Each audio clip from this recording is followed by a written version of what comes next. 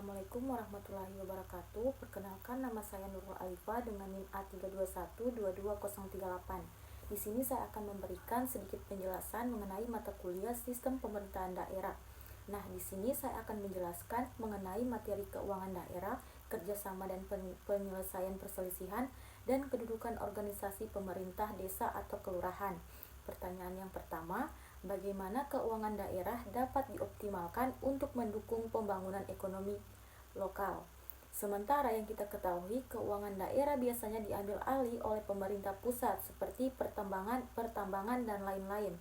Jawabannya, keuangan daerah dapat dioptimalkan dengan meningkatkan pendapatan asli daerah melalui pengelolaan pajak dan retribusi yang efektif, serta mendorong partisipasi sektor swasta dan investasi lokal. Selain itu, penting bagi pemerintah daerah untuk memperjuangkan bagi hasil yang adil dari pengelolaan sumber daya alam, seperti pertambangan yang selama ini lebih banyak dikuasai oleh pemerintah pusat.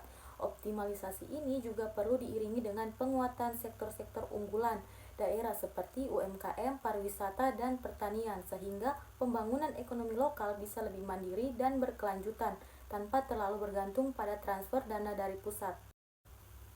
Pertanyaan yang kedua, apa dampak positif dari adanya kerjasama antar pemerintah daerah terhadap pembangunan daerah?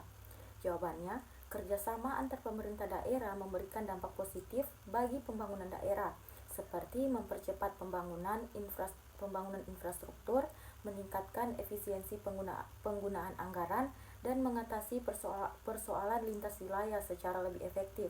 Misalnya dalam pengelolaan transportasi, limbah, dan sumber daya alam.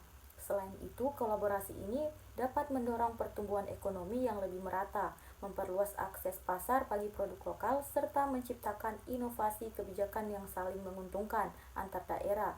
Dengan demikian, pembangunan menjadi lebih terintegrasi dan berkelanjutan. Pertanyaan yang ketiga, tata kelola seperti apa serta bagaimana caranya menjamin tata kelola yang baik dapat meningkatkan kepercayaan serta efektivitas pemerintah desa. Tata kelola yang baik mencakup transparansi, akuntabilitas, partisipasi, dan kepatuhan terhadap aturan. Untuk menjaminnya, perlu adanya sistem pengawasan yang kuat, pelibatan masyarakat dalam perencanaan dan evaluasi, serta pemanfaatan teknologi informasi untuk keterbukaan data. Tata kelola yang baik dapat meningkatkan kepercayaan publik dan membuat pemerintah desa lebih efektif dalam menjalankan program serta pelayanan. Pertanyaan keempat, dalam kerjasama pemerintah daerah, apabila terjadi perselisihan atau konflik, bagaimana mekanisme penyelesaian perselisihan yang paling efektif diterapkan dalam perjanjian kerjasama daerah tersebut agar tidak menghambat pembangunan bersama?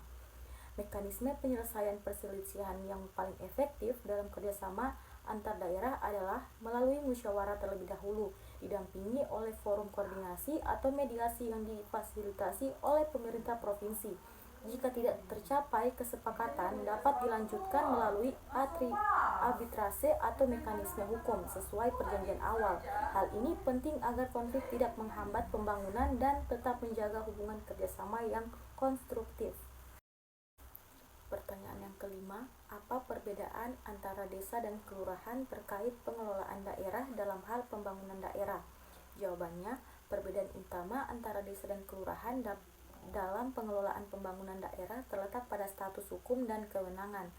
Desa memiliki otonomi dan hak mengatur urusan pemerintahan sendiri berdasarkan adat dan kebutuhan lokal, termasuk pengelolaan dana desa. Sementara kelurahan merupakan perangkat pemerintah kota atau kabupaten yang tidak otonom dan pelaksanaan pembangunannya lebih tergantung pada kebijakan pemerintah di atasnya. Sekian presentasi dari saya akhiri. Wassalamualaikum warahmatullahi wabarakatuh.